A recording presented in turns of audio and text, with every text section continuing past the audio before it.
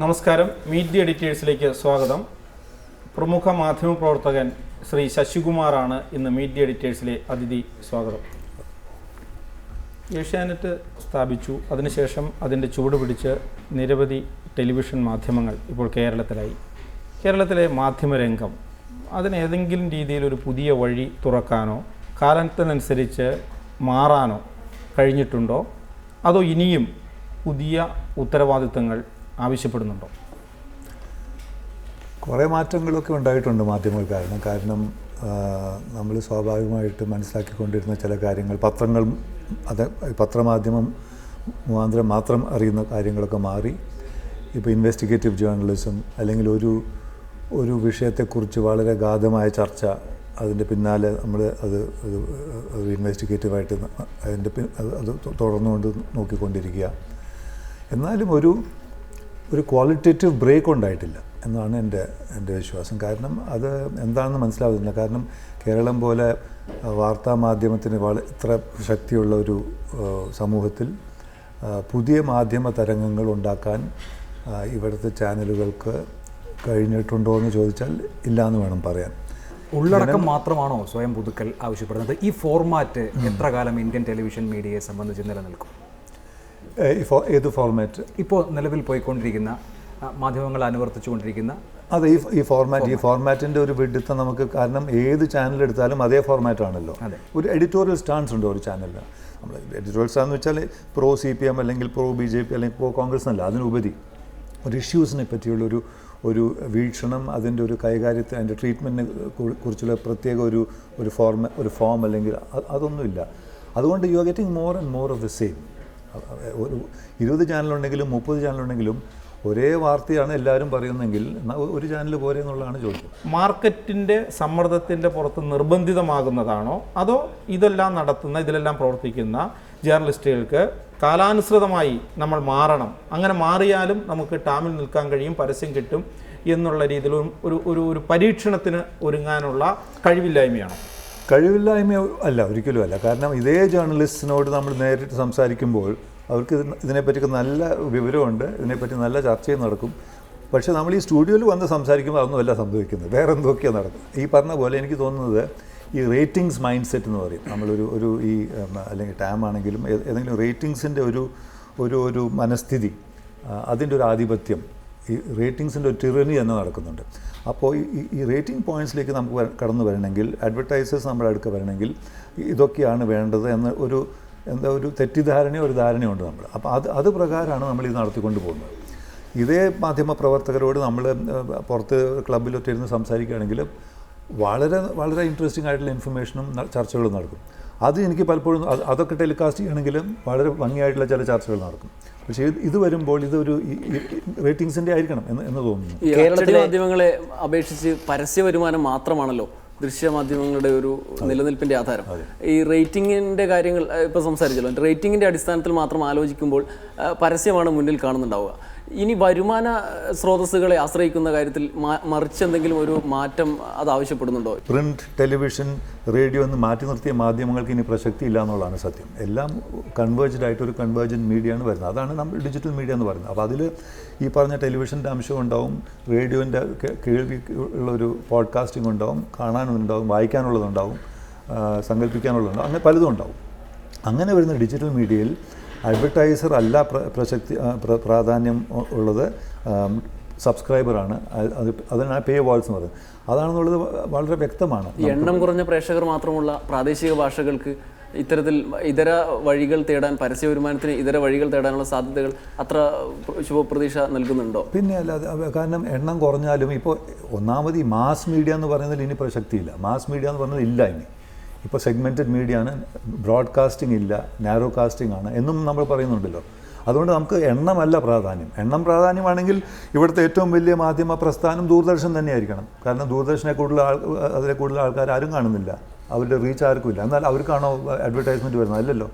അതിലും വളരെ തുച്ഛം 1-2% വ്യൂവർഷിപ്പിനുള്ള ഇംഗ്ലീഷ് മാധ്യമത്തിൽ ഞാൻ പറഞ്ഞത് ഉള്ള ചാനൽസിനാണ് പ്രേക്ഷകർ വരുന്നത്. അതുകൊണ്ട് സെഗ്മെൻറ്റഡ് മാർക്കറ്റാണെന്നുള്ളത് യാതൊരു സംശയമില്ല. പക്ഷേ അങ്ങനെ ഒരു ബിസിനസ് മോഡൽ ഇന്ത്യൻ സാഹചര്യങ്ങളിൽ നടപ്പാകുമോ? നല്ല ക്വാളിറ്റി ജേർണലിസം ഉണ്ട് എങ്കിൽ ജനങ്ങൾ അത് പണം കൊടുത്തു വാങ്ങുന്ന അവസ്ഥ ഇന്ത്യയിൽ ഉണ്ടാകുമെന്നാണ് എൻ്റെ ഉറപ്പ്. കാരണം ഇപ്പോൾ തന്നെ ഈ ചില ഫിനാൻഷ്യൽ ചാനൽസ് അല്ലെങ്കിൽ നമ്മുടെ പിങ്ക് പ്രസ്സിൽ ചില പേ വാൾസ് വരുമ്പോൾ അതാണ് ഫിനാൻഷ്യൽ ടൈംസിൻ്റെ ഒരു എക്സാമ്പിൾ. ഈ രാജ്യത്തെ മുഴുവൻ മാധ്യമ ശൈലികളെയും പരിശോധിച്ച് നോക്കിയാൽ കേരളത്തിലെ മാധ്യമ പ്രവർത്തനത്തിൽ സവിശേഷമായ എന്തെങ്കിലും പ്രാധാന്യമോ അല്ലെങ്കിൽ പ്രത്യേകതയോ കാണുന്നുണ്ട്? ഇപ്പോൾ കേരളത്തിലെ സാമൂഹിക പ്രശ്നങ്ങളിലായാലും അല്ലെങ്കിൽ ഭരണ സംവിധാനത്തിൻ്റെ കാര്യക്ഷമതയായാലും കൂടുതൽ വിജിലൻ്റായ ഒരു മാധ്യമ പ്രവർത്തനം കേരളത്തിലുണ്ട് മറ്റതിൽ നിന്ന് വ്യത്യസ്തമായി എന്ന് തോന്നിയിട്ടുണ്ടോ? കേരളത്തിൽ ഈ വാർത്തയ്ക്ക് വളരെ ഒരു പ്രാധാന്യമുള്ളൊരു സംസ്ഥാനമാണ്. നമുക്കറിയാം, പണ്ടേ നമുക്ക് കേരളത്തിൽ വാർത്തയില്ലെങ്കിൽ ഒരു ചാനൽ നടത്താൻ ബുദ്ധിമുട്ടായിരിക്കും എന്നൊക്കെ നമ്മൾ ഏഷ്യാനെറ്റ് കാലം തൊട്ട് നമുക്ക് അതിൻ്റെ ഒരു ധാരണയുണ്ട്. പക്ഷേ ഇവിടെ നടക്കുന്ന നമ്മൾ ചെയ്യുന്ന വാർത്തകൾ മിക്കവാറും ഒരു നാഷണൽ ലെവൽ അല്ലെങ്കിൽ ഇൻ്റർനാഷണൽ ലെവൽ നടക്കുന്ന അതേ രീതിയിലേക്ക് മാറ്റിക്കൊണ്ടിരിക്കുമ്പോൾ ഇവിടുത്തെ പ്രത്യേകതകളെ നമുക്കതിൽ റിഫ്ലക്റ്റ് ചെയ്യാൻ പറ്റുന്നുണ്ടോ, ഇവിടുത്തെ സാഹചര്യങ്ങളെ അതിൽ റിഫ്ലക്റ്റ് ചെയ്യാൻ പറ്റും, ഇവിടുത്തെ ചർച്ചകൾ ശരിക്കും നടക്കേണ്ട രീതിയിലാണോ നടക്കുന്നത് മാധ്യമങ്ങളിൽ, മുഖ്യധാര മാധ്യമങ്ങളിൽ അതാണ് നടക്കേണ്ടത് എന്നൊക്കെ സംശയമുണ്ട്. പുതിയ രീതികൾ നമ്മൾ എന്താ പറയുക തേടി ചെല്ലേണ്ടതായിരുന്നു. പക്ഷേ ഇതിൽ ഒരു കുത്തകവൽക്കരണം നടക്കുന്നില്ലേ? ഇപ്പോൾ ഇന്ത്യൻ ടെലിവിഷൻ ഇപ്പോൾ 414 വാർത്താ ചാനലുകളിൽ 2014 രജിസ്റ്റർ ചെയ്തിരിക്കുന്നു. ഇതിൻ്റെ ഏതാണ്ട് സിംഹഭാഗവും വലിയ രീതിയിലുള്ള വ്യവസായ കുത്തകകൾക്കാണ്. അവർക്ക് രാഷ്ട്രീയ താല്പര്യങ്ങളുണ്ട്.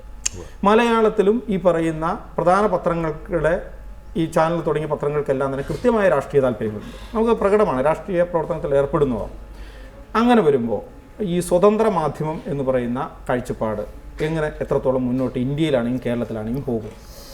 ഇതിൽ രണ്ട് കാര്യങ്ങളാണ്. ഒന്ന്, ഈ പത്രമാധ്യമങ്ങൾ മറ്റേ ടെലിവിഷൻ ചാനൽസ് തുടങ്ങുമ്പോൾ അതിൻ്റെ ഒരു ക്രോസ് മീഡിയ ഓണർഷിപ്പിൻ്റെ ഒരു രീതി വരുന്നുണ്ട്. ആ ഒരു മൊണോപ്പൊളിയുടെ ഒരു ഛായ വരുന്നു. പക്ഷേ എന്നാലും അറ്റ്ലീസ്റ്റ് ദേ ആർ പ്രൊഫഷണൽ. അവർ വാർത്താമാധ്യമത്തിൽ പ്രൊഫഷണൽസ് ആണെന്നുള്ളൊരു സമാധാനമെങ്കിലുണ്ട്. പക്ഷേ മറ്റ് കോർപ്പറേറ്റൈസേഷൻ നടക്കുന്നത് നമ്മുടെ ഓൾ ഇന്ത്യ ലെവലിൽ നടക്കുന്ന കോർപ്പറേറ്റൈസേഷനാണ് വളരെ ഡേഞ്ചറസ് ആയിട്ട് എനിക്ക് തോന്നുന്നത്. കാരണം വലിയ കുത്തക കമ്പനികൾ മാധ്യമങ്ങളെ ഏറ്റെടുക്കുകയും നമുക്കറിയില്ല, അതിൻ്റെ എക്സ്റ്റെൻറ്റ് ശരിക്കും അറിയില്ല എന്നുള്ളതാണ് സത്യാവസ്ഥ. ഇപ്പോൾ ഇവിടുത്തെ ഏറ്റവും വലിയ കോർപ്പറേറ്റ് കമ്പനി എന്ന് പറയുന്നത് ഒരു ടെലിവിഷൻ നെറ്റ്വർക്കിനെ ഏറ്റെടുത്ത് കഴിഞ്ഞു. മറ്റ് ചാനൽസിലൊക്കെ അവർക്ക് എത്രത്തോളം ഇൻവെസ്റ്റ്മെൻറ്റ് ഉണ്ടെന്ന് നമുക്ക് ആർക്കും അറിയില്ല. ഇനിയിപ്പോൾ ഈ ഒരു സാധ്യത ശരിക്കും സോഷ്യൽ മീഡിയയിൽ അല്ലെങ്കിൽ ഡിജിറ്റൽ മീഡിയയിലാണുള്ളത്. ഇപ്പോൾ ടെലിവിഷൻ മാധ്യമത്തെ സംബന്ധിച്ചിടത്തോളം ഇവർ ഈ ലൈസൻസിങ്ങിൽ ഫീൽഡ് മറ്റേ മാറ്റങ്ങൾ വന്നതോടുകൂടി that is N entry barrier. ആദ്യമൊക്കെ നമുക്ക് ആർക്കും വേണമെങ്കിൽ ടെലിവിഷൻ ചാനൽ തുടങ്ങാം. ഇപ്പോൾ ഏഷ്യാനെറ്റ് തുടങ്ങിയത് അങ്ങനെ വലിയ പൈസയൊന്നും ഉണ്ടായിട്ടൊന്നുമില്ല. കാരണം അത്ര വലിയ ലൈസൻസ് ഫീ ഒന്നുമില്ല. പിന്നെ ഇപ്പോൾ ഡിജിറ്റൈസേഷനോടുകൂടി നമുക്ക് അപ്ലിങ്കും ആ കോസ്റ്റൊക്കെ അത്ര ഒരു വലിയ പൈസ വരുന്നില്ല. പക്ഷേ 25 കോടിയുടെ ഒരു നെറ്റ്വർത്ത് ഉണ്ടെങ്കിൽ ടെലിവിഷൻ ചാനൽ തുടങ്ങാൻ പറ്റുള്ളൂ. ഇത് കൊണ്ടുവരാൻ കാരണം തന്നെ ഈ ഉള്ള വലിയ കുത്തകൾക്ക് പുതിയ കോമ്പറ്റീഷൻ ഇല്ലാതെ വരുത്താൻ വേണ്ടി അവർ എന്താ ക്രിയേറ്റ് ചെയ്യുന്ന ലോബി പവർ കൊണ്ട് ഉണ്ടാക്കുന്നതാണ്. ഈ കുത്തകവൽക്കരണത്തിൻ്റെ കാലത്ത് ഒരു മാധ്യമ പ്രവർത്തകനെ സംബന്ധിച്ച് അയാൾക്ക് എത്ര തൊഴിൽ സുരക്ഷിതത്വമുണ്ട്? രാജ്ദീപ് സർദേശായി ഒരു ഉദാഹരണമാണ് വേണമെങ്കിൽ എടുക്കാം. എന്തുകൊണ്ടാണ് അങ്ങനെ സംഭവിക്കുന്നത്? രാജ്ദീപ് സർദേശായി അറ്റ്ലീസ്റ്റ് ഒരു തലപ്പത്തിരുന്ന ഒരു മാധ്യമത്തിൽ തലപ്പത്തിരുന്ന ആൾ, അദ്ദേഹത്തെ പോലും അവർ മാറ്റി ആദ്യം വേറെ ഒരു ചാനലിൽ പോകുന്നുണ്ട് പ്രവർത്തിക്കാം. അതുപോലെ എത്ര ജേർണലിസ്റ്റിൻ്റെ ജീവിതം തന്നെ നശിച്ചു പോകുന്നു.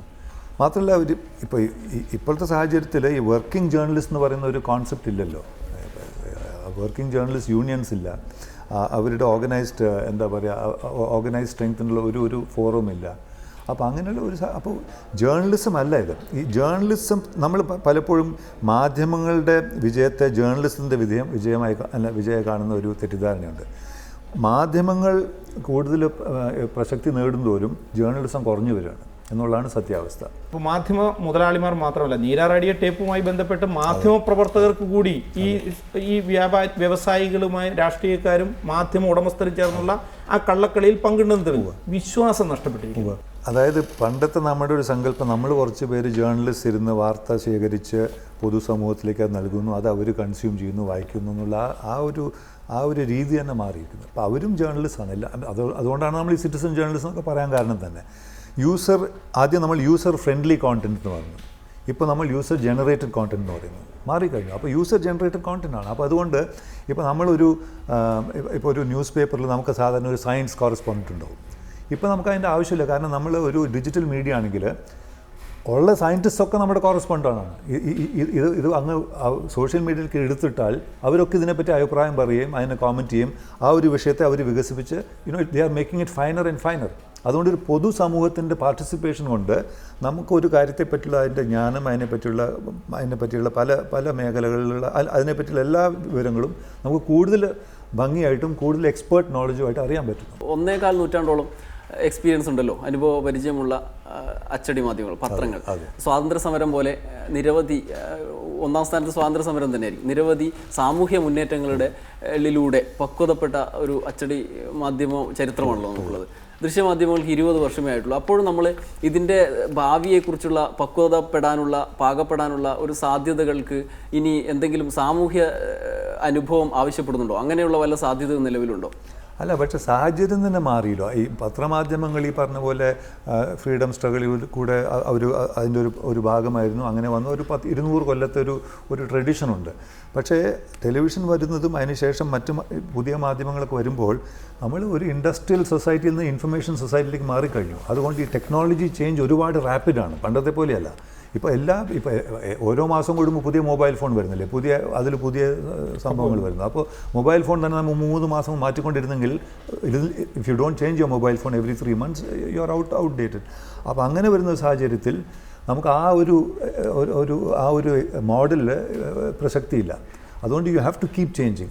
അതിനുള്ള ഒരു ഫോറമാണ് ഈ ഡിജിറ്റൽ മീഡിയ ഫോറം എന്ന് പറയുന്നത്, ഇൻ്റർനെറ്റ് ഫോറം, സൈബർ സ്പേസ്. ബ്രിട്ടനിൽ 50% യുവാക്കളും ടെലിവിഷൻ സെറ്റിൽ ലൈവ് ടെലിവിഷൻ കാണുന്നില്ല, മറിച്ച് അവരുടെ ഗാഡ്ജറ്റിൽ കാണും.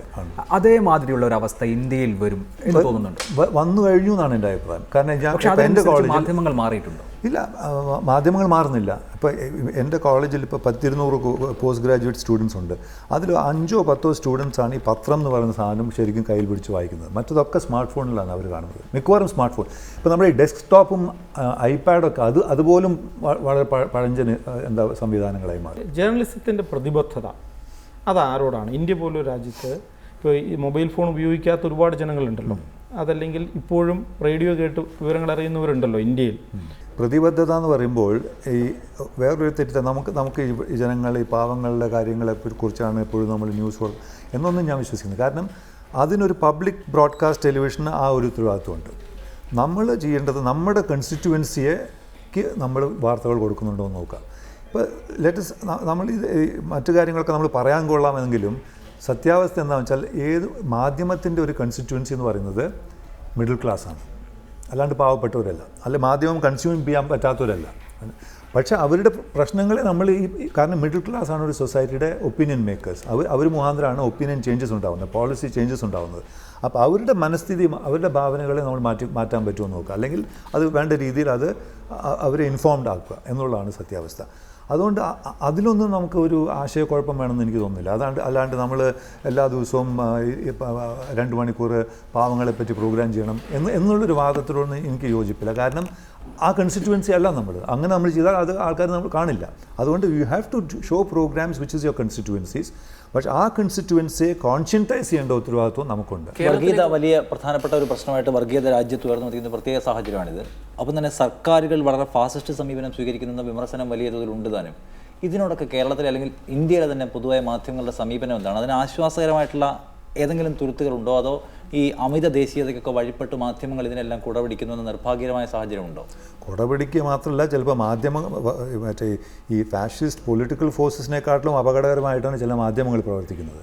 ഞാൻ കേരളത്തിലെ കാര്യമല്ല, കേരളത്തിൽ അത് അത്ര ഇല്ലായിരിക്കും. പക്ഷേ ഓൾ ഇന്ത്യ ലെവലിൽ നോക്കിയാൽ പല മാധ്യമങ്ങളും നമുക്ക് പാകിസ്ഥാനോടുള്ള സമീപനം, അല്ലെങ്കിൽ നമ്മുടെ ഒരു നാഷണലിസത്തെ ഉള്ള സമീപനം വളരെ ഒരു വാർ മോങ്കറിംഗ് എന്നുള്ള രീതിയിലേക്കാണല്ലോ അവർ നടത്തിക്കൊണ്ട് പോകുന്നത്. കാരണം അതിനൊക്കെ ഈ പറഞ്ഞ പോലെ TRP കൂട്ടി കിട്ടും, കൂടുതൽ ആൾക്കാർ. നമ്മളിപ്പോൾ ഒരു മാധ്യമത്തിലൊരു ഗ്ലാഡിയേറ്റോറിയൽ ഫൈറ്റ് ഇപ്പോൾ നമ്മൾ 4 പേരും സംസാരിക്കുന്ന പേര് അങ്ങോട്ടും ഇങ്ങോട്ടും ഇടിച്ചു തുടങ്ങിയാൽ കൂടുതൽ ആൾക്കാർക്ക് കാണും. അത് ആ രീതിയിലേക്കാണ് ഇത് മാറിക്കൊണ്ടിരിക്കുന്നത്. അതുകൊണ്ട് മാധ്യമങ്ങൾ ആർ നോട്ട് ജസ്റ്റ് റിഫ്ലക്റ്റിംഗ്. ആ ഒരു രീതിയിൽ അവർ വളരെ ഒരു ഡേഞ്ചറസ് ഫിനോമിനാണ് ഇപ്പോൾ പ്രത്യേകിച്ച് ഈ സാഹചര്യത്തിൽ. മാത്രമല്ല ഒരു സെക്യുലർ അപ്രോച്ച് മാധ്യമങ്ങളിൽ വളരെ അപൂർവമാണ് ഇപ്പോൾ കാണുന്നത്. അവർ പലപ്പോഴും പല കാര്യങ്ങളിലും ഇപ്പോൾ ഈ യാക്കൂബ് മെമോനിൻ്റെ ഹാങ്ങിങ് വരെ കാണുന്നത് ഗവൺമെൻറ്റിൻ്റെ ഒരു രീതിയിലേക്ക് തന്നെ അത് മാറ്റിക്കൊണ്ടിരിക്കുക എന്നുള്ള രീതിയിലാണ്. അല്ലെങ്കിൽ ഒരു റൈറ്റ് കൺസർവേറ്റീവ് റൈറ്റ് ഫോഴ്സസിനെ അനുകരിക്കുന്ന ഒരു രീതിയിലേക്കാണ് മാധ്യമങ്ങൾ. ഈ അവതാരകരുടെ പൊതുവായ ഒരു ശൈലിയെ താങ്കൾ എങ്ങനെയാണ് നോക്കിക്കാണുന്നത്? ഈ ക്രിയേറ്റീവായ ഡിസ്കഷനെ എപ്പോഴും അട്ടിമറിക്കുന്നതിൽ അവതാരകരുടെ ഈ കാര്യക്ഷമത കുറവ് ഒരു പ്രധാനപ്പെട്ട ഘടകമാണെന്ന് തോന്നിയിട്ടുണ്ടോ? തീർച്ചയായിട്ടും അത് കാര്യക്ഷമത. കാരണം ഒന്നാമത് അവതാരകർക്ക് ഒരു വേറൊരാൾ ഒരു സാമാന്യ ഒരു മര്യാദയില്ല എന്നുള്ളതാണ്. ഒരാളെ വിളിച്ചിരുത്തുമ്പോൾ അയാൾക്കൊരു 20 സെക്കൻഡിന് സംസാരിക്കാൻ സമയം കൊടുക്കുക എന്നുള്ളത് അതില്ല. മാത്രമല്ല, എന്നാൽ ഈ അവതാരകന് ഈ കാര്യങ്ങളെപ്പറ്റിയൊക്കെ വലിയ ബോധ്യം അല്ലെങ്കിൽ ജ്ഞാനം ഉണ്ടെങ്കിൽ നമുക്ക് മനസ്സിലാക്കാം. അതില്ല താനും. അപ്പോൾ പക്ഷേ അതുകൊണ്ട് ഇവരുടെ സ്റ്റുഡിയോയിൽ മറ്റുള്ളവർ എന്തിനാണ് പോയിരിക്കുന്ന ഇവരെ കുറ്റം വേണ്ട, അവിടെ പോയി ഇരിക്കുന്നവരെ നമുക്ക് കുറ്റം പറയാൻ പറ്റും. ഈ അവമാനിക്കാൻ വേണ്ടി ഒരു സൈഡോ മാസിക്കിസം എന്ന് പറയും. എനിക്ക് അവമാനം വളരെ ആവശ്യമാണ് എല്ലാ ദിവസവും എന്ന രീതിയിൽ കുറച്ച് പേര് അവിടെ പോയിരുന്ന് അവമാനിക്കപ്പെട്ട് പോവുക. കൂടി വന്ന 2 സെൻറ്റൻസ് പറയാം. അപ്പോൾ അതിനുള്ള ആൾക്കാരും ഉണ്ടെന്നുള്ളതാണ് സത്യാവസ്ഥ. ഇത് അഭിനയ പ്രധാനമായതുകൊണ്ടാണോ? അഭിനയ പ്രാധാന്യമല്ല. അവരുടെ വിചാരം ഇതുകൊണ്ടാണ് ആൾക്കാർ. ശരിയായിരിക്കാം, കാരണം അതുകൊണ്ട് അവർക്ക് ഒരു ഐക്കോണിക് ഇമേജ് വരുന്നു. പക്ഷേ അതൊരു വളരെ പ്രധാനപ്പെട്ട ഘടകമല്ലേ? അർണബ് ഗോസ്വാമിയെ the man who destroyed television news എന്നൊക്കെ നമുക്ക് പറയാം. പക്ഷേ ഏറ്റവും അധികം ഇന്ത്യൻ ടെലിവിഷൻ കാണികളുള്ളത് ആ പരിപാടിക്കാണ്. ഈ പറയുന്ന ഹൈപ്പർ നാഷണലിസം, ജിങ്കോയിസം ഇതൊക്കെ ഉണ്ടെങ്കിലും ഏറ്റവും അധികം ആളുകൾ ഡിമാൻഡ് ചെയ്യുന്നു എന്നുള്ളതല്ലേ അതിലെ ഏറ്റവും പ്രധാനപ്പെട്ട ഘടകം ആണ്. അതുകൊണ്ട് എന്നാൽ അത് വാർത്താമാധ്യമം ആവുന്നില്ല എന്നാണ് ഞാൻ പറഞ്ഞത്. അത് ബിസിനസ്സാണ്. അതുകൊണ്ട് പിന്നെ നമ്മൾ വാർത്താമാധ്യമത്തിന് ഇങ്ങനെ പ്രൊട്ടക്ഷൻ വേണം, അതിന് വലിയ മോറൽ ഹൈഗ്രൗണ്ട് ഉണ്ട്, വാർത്താമാധ്യമത്തിന് തൊട്ടാൽ അത് ഡെമോക്രസിയെ നിങ്ങൾ അപകടത്തിലാക്കുന്നതാണ് എന്നൊന്നും പറയാൻ പാടില്ല. ഒരാൾക്കൂട്ടം മനസ്സിന് മാധ്യമം അടിപ്പെടുന്നുണ്ടോ പ്രത്യേകിച്ച് ഇത്തരം കാര്യങ്ങളിൽ? തീർച്ചയായിട്ടും. പോപ്യുലിസം എന്ന് പറയുന്നത് ഒരു ആൾക്കൂട്ട മനസ്സ്, ഒരു ബേയിങ് ഫോർ ദ ബ്ലഡ്, ഒരു എന്താ പറയുക, ഒരു സ്ട്രീറ്റ് മെൻറ്റാലിറ്റിയിലേക്ക് മാധ്യമങ്ങൾ മാറി. നമ്മളത് ആപ്പിൻ്റെ ആ ഒരു തുടക്കം തൊട്ടേ നമ്മൾ കാണുന്നതാണ്. സ്റ്റുഡിയോ എവിടെ അവസാനിക്കുന്നു, മറ്റേ സ്ട്രീറ്റ് എവിടെ തുടങ്ങുന്നു എന്നുള്ളൊരു വ്യത്യാസമില്ലാതെ അങ്ങനെ വരുന്ന ഒരു. നേരത്തെ പറഞ്ഞാൽ ദേശീയ തലത്തിലൊരു ഇടതു പുരോഗമന വാർത്താ പോളിസിയുള്ള ആ തരത്തിലുള്ളൊരു ചാനലിൻ്റെ സാധ്യത അവശേഷിക്കുന്നുണ്ടോ ഇപ്പോഴും? തീർച്ചയായിട്ടും എനിക്ക് തോന്നുന്നു ഇപ്പോൾ വളരെ രൂക്ഷമായിട്ട് വേണ്ടതാണത്. കാരണം എനിക്ക് തോന്നുന്നത് ഇപ്പോൾ നടക്കുന്ന എല്ലാ മാധ്യമങ്ങളും ഏകദേശം ഞാൻ നേരത്തെ പറഞ്ഞ പോലെ ഒരേ രീതിയിൽ ഒരേ കാര്യങ്ങൾ ഒരു എന്താ പറയുക, ഒരു ശ്വാസം മുട്ടിക്കുന്ന രീതിയിൽ പറഞ്ഞു പോവുകയാണ്.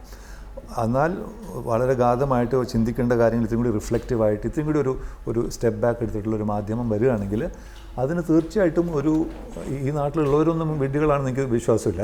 ആളുകളുടെ മനസ്സൊരു പ്രധാനപ്പെട്ട പ്രശ്നമാണ്. വർഗീയത എന്ന് പറയുന്നത് വളരെ പെട്ടെന്ന് പ്രവർത്തിപ്പിക്കാൻ കഴിയുന്ന ഒരു സമൂഹമാണ് കാലാകാലങ്ങളായി നമ്മൾ. അപ്പോൾ ആ തരത്തിൽ അമിത ദേശീയതാവാദത്തിന് ഒരു പക്ഷേ കൂടുതൽ അക്സെപ്റ്റൻസ് കിട്ടുമായിരിക്കും ഇവിടെ.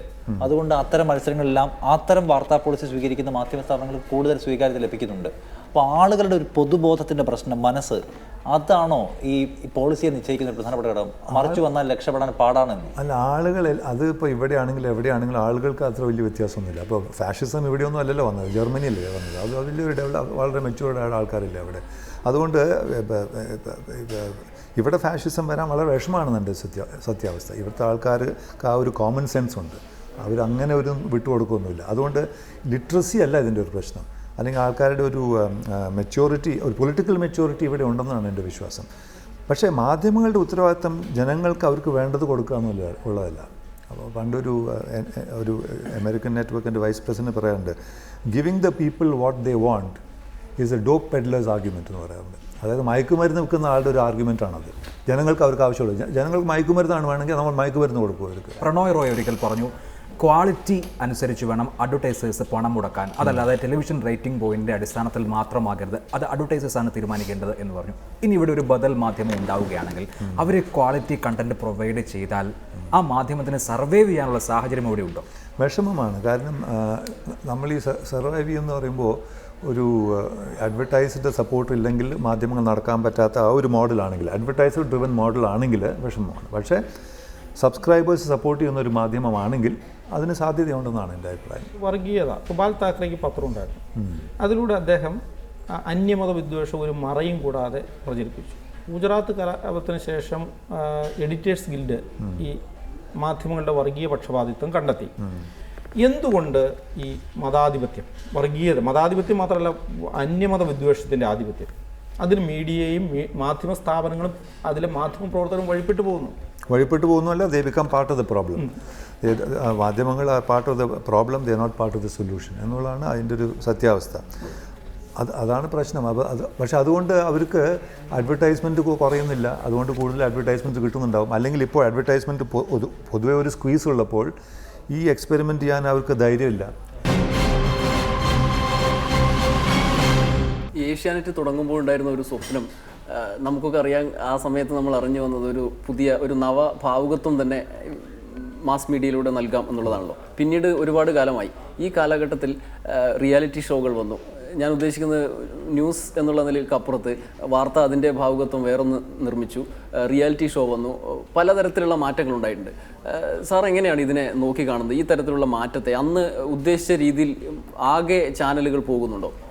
നമ്മൾ ഉദ്ദേശിച്ച അന്ന് നമ്മളൊരു നവോത്ഥാന സംവരണം എന്നൊക്കെയുള്ള രീതിയിലാണ് തുടങ്ങിയത്. അപ്പോൾ ഒരു അളവ് വരെയൊക്കെ അത് ചെയ്യാനും പറ്റിയിരുന്നു. പക്ഷെ അത് ഈ പറഞ്ഞ പോലെ നമുക്കൊരു ചാനൽ നടത്തുമ്പോൾ ആ ചാനലിൻ്റെ സാരഥിക്കോ അല്ലെങ്കിൽ നടത്തുന്ന ആൾക്ക് പോലും അതിന് ഒരു ഒബ്ജക്റ്റീവ് സിറ്റുവേഷനെ എന്താ പറയുക കടന്ന് അത് പ്രവർത്തിക്കാൻ പറ്റില്ല. അപ്പോൾ ഈ ടെലിവിഷൻ സീരിയൽ സോപ്പ് ഓപ്പറാസിൻ്റെ ഒരു പ്രസക്തി വന്നതോടുകൂടി എനിക്ക് മനസ്സിലായി തുടങ്ങിയത് ഇത് പിടിച്ച നമുക്ക് കയ്യിൽ ഒതുക്കാൻ പറ്റുന്ന സംഭവമല്ല എന്നുള്ളത്. അത് പറഞ്ഞ പോലെ തന്നെ മാറിക്കൊണ്ടിരിക്കും. എന്നാലും ചില ചാനൽസിനൊക്കെ വേണ്ട രീതിയിൽ അത് ആ ഒരു പബ്ലിക് ബ്രോഡ്കാസ്റ്റ് ഫിലോസഫി കുറച്ചും കൂടി നിലനിർത്തിക്കൊണ്ട് അല്ലെങ്കിൽ ഉൾക്കൊള്ളുന്ന ഒരു പ്രോഗ്രാമിംഗ് ശൈലി ആയിക്കൂടെ എന്ന് തോന്നാറുണ്ട് എനിക്ക്. ഈ മലയാളികൾക്ക് ഇപ്പോൾ മാധ്യമപ്രവർത്തകൻ എന്നുള്ളതിനപ്പുറത്ത് സാധാരണക്കാർക്ക് താങ്കളിപ്പോൾ സാറിപ്പോൾ ഒരു നടൻ കൂടിയാണല്ലോ, ലൗഡ് സ്പീക്കർ, ഇപ്പോൾ 24/7 ദിലീപിൻ്റെ കൂടെ മികച്ച പെർഫോമൻസ് ആണ്. അത്തരത്തിലുള്ള അഭിനയ അനുഭവം എങ്ങനെയാണ് സിനിമയിലേക്ക് എത്തുന്നത്? അത് ഞാൻ ശരിക്കും എൻ്റെ വെറുതെ ഒരു തമാശയ്ക്ക് ചെയ്തു തുടങ്ങിയതാണ് ഈ ലൗഡ് സ്പീക്കറിൽ. പിന്നെ പല ഓഫേഴ്സും വരെ പലതും ഞാൻ സ്വീകരിക്കാറില്ല. അങ്ങനെ ഇടയ്ക്ക് ഇങ്ങനെ വെറുതെ ഇരിക്കുമ്പോൾ ഒന്ന് അഭിനയിക്കുന്നേ ഉള്ളൂ. അല്ലാണ്ട് അതിലെനിക്ക് വലിയ ഒരു എന്താ പറയുക ഒരു പ്രൈഡോ അതൊരു ഭാവിയായിട്ടോ ഒരു കരിയറായിട്ടോ അതിനെപ്പറ്റി വലിയ ചർച്ച നടത്താനൊന്നും എനിക്ക് എനിക്ക് ഡയറക്റ്റ് അത് ഈ പറഞ്ഞ പോലെ വേറെ എൻ്റെ മനസ്സിൽ കിടക്കുന്ന ഒരു കാര്യമായിരിക്കും. കാരണം എനിക്ക് തോന്നുന്നു ഭാവിയിൽ വാർത്താ മാധ്യമവും സിനിമയും വീഡിയോ ഗെയിമിങ്ങും മറ്റേ എന്താ പറയുക ഇലക്ട്രോണിക് ഫോംസ് ഓഫ് കമ്മ്യൂണിക്കേഷൻ തമ്മിലുള്ള വ്യത്യാസങ്ങൾ അത്ര ഉണ്ടാവില്ല. നമ്മൾ ഈ വിചാരിക്കുന്ന പോലെ ഒരു കമ്പാർട്ട്മെൻറ്റ്സ് ആയിരിക്കില്ല. ഇതെല്ലാം ഒരുമിച്ച് ചെയ്യുന്ന ഒരു മാധ്യമമായി മാറുന്നുണ്ട്. അപ്പോൾ ഇപ്പോൾ തന്നെ നമ്മൾ ന്യൂസ് ഷോ എന്നല്ല നമ്മൾ പറയുന്നത്, എല്ലാ ചാനലും നമ്മൾ ന്യൂസ് ഷോ എന്നാണ് പറയുന്നത്. അപ്പോൾ ഒരു ന്യൂസിനെ ഷോ എന്ന് വിളിച്ചു തുടങ്ങിയപ്പോൾ തന്നെ മനസ്സിലായില്ലേ അത് എൻ്റർടൈൻമെൻറ്റായി മാറുന്നു എന്നുള്ളത് നമ്മുടെ മനസ്സിലുള്ള ഒരു സങ്കല്പമാണത്. ACJ പുതിയ കുട്ടികൾ വരുന്നുണ്ടല്ലോ, അവരുടെ ഒരു ഇപ്പോൾ നമുക്കിവിടെ കേരളത്തിൽ ലഭിക്കുന്ന ഒരു പ്രശ്നം എന്താണെന്ന് വെച്ചാൽ, ഇപ്പോൾ പ്രസ് ക്ലബ്ബുകളിൽ നിന്ന് അല്ലെങ്കിൽ പ്രസ് അക്കാദമിയിൽ നിന്ന് പഠിച്ചു വരുന്ന കുട്ടികൾ ആ പഴയ ഒരു നിലവാരത്തിലേക്ക് എത്തുന്നില്ല. കേരളത്തെക്കുറിച്ച്, അതിൻ്റെ ചരിത്രത്തെക്കുറിച്ച്, അല്ലെങ്കിൽ മൊത്തത്തിലുള്ള സാമൂഹ്യ വിഷയങ്ങളെക്കുറിച്ച്. എന്താ അതിൻ്റെ ഒരു അനുഭവം? എൻ്റെ വിശ്വാസം എന്താണെന്ന് വെച്ചാൽ ഈ സ്കൂൾസിൽ അല്ലെങ്കിൽ ജേർണലിസം സ്കൂൾസിലാണ് മാധ്യമങ്ങളുടെ ഒരു ബെസ്റ്റ് പ്രാക്ടീസസ് എസ്റ്റാബ്ലിഷ് ചെയ്യാൻ പറ്റുക. കാരണം മാധ്യമ പ്രവർത്തനത്തിൽ അത് ചെയ്യാൻ പറ്റില്ല. കാരണം നമ്മൾ മാധ്യമ പ്രവർത്തനം നിങ്ങൾക്ക് അറിയാം, നമ്മൾ എല്ലാ ദിവസവും ഡെഡ് ലൈൻസ് ചെയ്യുകയാണ്. അപ്പോൾ അതിൻ്റെ ഇടയിൽ നമുക്കിതിനെപ്പറ്റിയായിട്ട് ചിന്തിക്കാനോ ഇതെങ്ങനെയാണ് നമ്മൾ മാറ്റേണ്ടത് അതിനൊന്നും സമയമില്ല. അല്ലെങ്കിൽ നമ്മൾ ഒരു ചാനൽ തുടങ്ങുന്നതിന് മുമ്പ് അതൊക്കെ ഒരു ചാനൽ തുടങ്ങിയാലും പത്രം തുടങ്ങിക്കഴിഞ്ഞാൽ പിന്നെ അതിൻ്റെ ഡെഡ് ലൈൻസ് ചേസ് ചെയ്യാന്നുള്ളതാണ്. ഉള്ള വാർത്തകൾ നമ്മൾ ഇറ്റ്സ് ബ്രെത്ത്ലെസ് ഓപ്പറേഷൻ. അതുകൊണ്ട് സ്കൂൾസ്, അതായത് ഒരു ഇമ്പോർട്ടൻറ്റ് ജേർണലിസം സ്കൂൾസിലാണ് ഇതിനെപ്പറ്റിയുള്ള ചിന്തയും ഇതിൻ്റെ ഒരു ബെസ്റ്റ് പ്രാക്ടീസസ്, ഒരു ഗോൾഡൻ ബാറൊക്കെ നമുക്ക് സെറ്റ് ചെയ്യാൻ പറ്റുന്നത്, ഒരു ഗോൾഡൻ സ്റ്റാൻഡേർഡ് സെറ്റ് ചെയ്യാൻ പറ്റുന്നത്. ഇപ്പോൾ നമുക്കിവിടെ VS അച്യുതാനന്ദൻ ഈ പുതിയ കാലഘട്ടത്തിൽ മാധ്യമങ്ങളെ എങ്ങനെയാണ് ഉപയോഗിക്കാൻ കഴിയുക, പരിസ്ഥിതി പ്രശ്നത്തിലാണെങ്കിലും സ്ത്രീകൾ നേരിടുന്ന അതിക്രമത്തിൻ്റെ വിഷയത്തിലാണെങ്കിലും ഉപയോഗിക്കാൻ കഴിയുക എന്നത് അദ്ദേഹത്തെ പോലൊരാളിൽ നിന്ന് പ്രതീക്ഷിക്കാത്ത രീതിയിൽ ഉപയോഗിച്ചു. അത് അദ്ദേഹത്തിന് അധികാരത്തിലേക്ക് പോകുന്നതിന് ഒരു പിന്തുണയുമായി മാറി. നരേന്ദ്രമോദി മറ്റു രീതിയിൽ മാധ്യമങ്ങളെ ഉപയോഗിച്ചു. പക്ഷേ ഇങ്ങനെയൊക്കെ നമ്മൾ പറയുമ്പോഴും നമ്മുടെ മറ്റ് നേതാക്കൾ, മീഡിയയും നേതാക്കളും തമ്മിലുള്ള ബന്ധം, ഇടതുപക്ഷ നേതാക്കളെ സംബന്ധിച്ചിടത്തോളം എനിക്ക് മനസ്സിലാക്കാൻ കഴിഞ്ഞത് മാധ്യമങ്ങളോടുള്ള അവരുടെ ഒരു റിലേഷൻഷിപ്പ് വളരെ ഒരു പ്രത്യേക റിലേഷൻഷിപ്പാണ്. ചിലപ്പോൾ വളരെ കാരണം ഈ മാധ്യമങ്ങൾക്കുള്ളൊരു പ്രസക്തി ലെഫ്റ്റ് കാനനിൽ അല്ലെങ്കിൽ സോഷ്യലിസ്റ്റ് കാനനിൽ എന്താ പറയുക ദുർഭാഗ്യവശാൽ മാധ്യമങ്ങൾക്ക് വലിയ പ്രസക്തി ഇല്ല. നമുക്കത് മറ്റേ റഷ്യൻ റെവല്യൂഷൻ തൊട്ടേ അറിയാം. അതിൻ്റെ സാഹചര്യം കാരണം അന്നത്തെ വാർ കമ്മ്യൂണിസം സാഹചര്യത്തിൽ ഈ നടക്കുന്ന ഒരു വിപ്ലവത്തിന് എതിരായിട്ട് പ്രവർത്തിക്കുന്ന മാധ്യമങ്ങൾക്ക് അവർ വലിയ എന്താ പറയുക സ്പേസ് കൊടുത്തില്ല എന്നുള്ളതാണ് സത്യം. പക്ഷേ മാർക്സിസത്തിൽ മാധ്യമത്തിന് ഒരു വലിയ പ്രസക്തിയുണ്ട്. കാൾ മാർക്സിനെ പോലെ മാധ്യമങ്ങളെപ്പറ്റി അല്ലെങ്കിൽ അവരുടെ സ്വാതന്ത്ര്യത്തെപ്പറ്റി, ഫ്രീഡം ഓഫ് ദ പ്രസിനെ പറ്റി എഴുതിയ വളരെ ചുരുക്കം ലോക ഫിലോസഫേഴ്സേ ഉള്ളൂ. ഈ മാധ്യമങ്ങൾ എന്തോ ലെഫ്റ്റിനെതിരാണ്, മാധ്യമങ്ങളും ലെഫ്റ്റുമായിട്ടൊരു പൊരുത്തക്കേടുണ്ട് എന്നുള്ളൊരു ധാരണ പൊതുസമൂഹത്തിൽ വന്നു. അത് മാറ്റിയെടുക്കേണ്ട സമയം വളരെ അനിവാര്യമായിട്ടുണ്ട്. ഇപ്പോൾ മാറ്റിയെടുക്കുന്ന സമയം കഴിഞ്ഞു, അത് ജീവിച്ചു. അതുകൊണ്ട് the left must have a new outlook to the media ഉപയോഗിക്കണം. കാരണം ഇന്ത്യയിൽ സംബന്ധിച്ച് ഇപ്പോൾ പുതിയൊരു സംവിധാനം, ഒരു ബദൽ സംവിധാനം, ഒരു ചാനൽ വരികയാണെങ്കിൽ ലെഫ്റ്റിലുള്ള ടാലൻസോ ആർട്ടിസ്റ്റോ സ്കോളർഷിപ്പോ വേറെ ഒരു റൈറ്റിലുണ്ടോ? ഇപ്പോൾ ചർച്ച നടക്കുന്ന കാര്യമാണ് ഒരു റൈറ്റ് ഇൻ്റലക്ച്വലിൻ്റെ പേര് നിങ്ങൾക്ക് പറയാമോ? ഇന്ത്യയിൽ ഒരു റൈറ്റ് ഇൻ്റലക്ച്വൽ എന്ന് പറഞ്ഞ ആരാണ്? നമ്മൾ തപ്പി നോക്കണം, ആരുമില്ല. ലെഫ്റ്റിലാണെങ്കിൽ ഇൻ്റലക്ച്വൽസേ ഉള്ളൂ. വളരെ നന്ദി മീറ്റ് ദി എഡിറ്റേഴ്സിൽ പങ്കെടുത്തത്. Thank you very much. Thank you.